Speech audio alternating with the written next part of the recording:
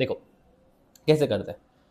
M, okay, अभी structure लेते हैं। CH4 NH3 एंड H2O, और एक ले लेते हैं NH4 प्लस। इन सब का हाइब्रिडाइजेशन निकालना है हमें, ठीक है। कैसे निकालेंगे, और टू बी वेरी प्रिसाइज हमको निकालना है स्टेरिक नंबर। स्टेरिक नंबर पहले निकालना सीखेंगे, हाइब्रिडेशन निकालना फिर से उसके बाद सीखते हैं।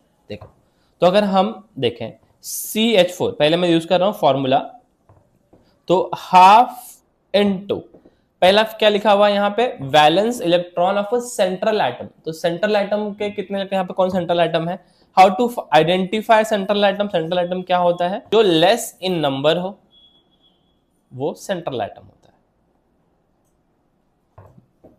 ठीक है।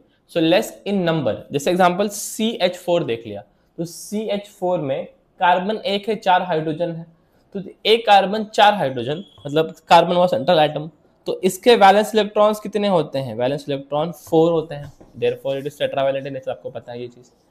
Plus number of monovalent atom, number of monovalent मतलब कौन, यहां पर देखो हाइड्रोजन प्रेजेंट है, तो हाइड्रोजन में हम +4, तो 8/2 4, स्टेरिक नंबर 4 आ गया, ठीक है।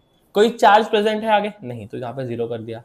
इसमें देख लो NH3 में क्या करेंगे, हाफ इंटू 5 + 3, 5 कहां से आ गया, नाइट्रोजन का वैलेंस इलेक्ट्रॉन, प्लस 3 कहां से आ गया, नाइट्रोजन का मोनोवैलेंट, 3 हाइड्रोजन लगे हुए हैं वहां पे। H2O हाफ इंटू 6 + 2, NH4, अब यहां पर देखना हाफ इंटू नाइट्रोजन का 5 प्लस हाइड्रोजन का 4, देन एक प्लस चार्ज है, देयरफॉर इट इज -1, ठीक है। इन सब का स्टेरिक नंबर 4 ही आया है, यहां पे देख लेना, steric number 4, steric number 4, steric number 4, ठीक है।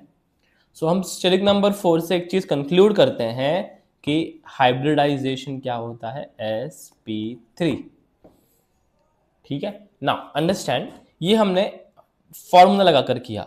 अब अगर स्ट्रक्चर सामने हो, जैसे एग्जांपल में अगर इन सब का ही स्ट्रक्चर बना दूं, तो CH4 कैसे बनता है स्ट्रक्चर, ये रहा। NH3 कैसे बनता है, 10, ठीक है। देन एक लोन पेयर होगा इसमें, H2O कुछ ऐसा, और उसमें लोन पेयर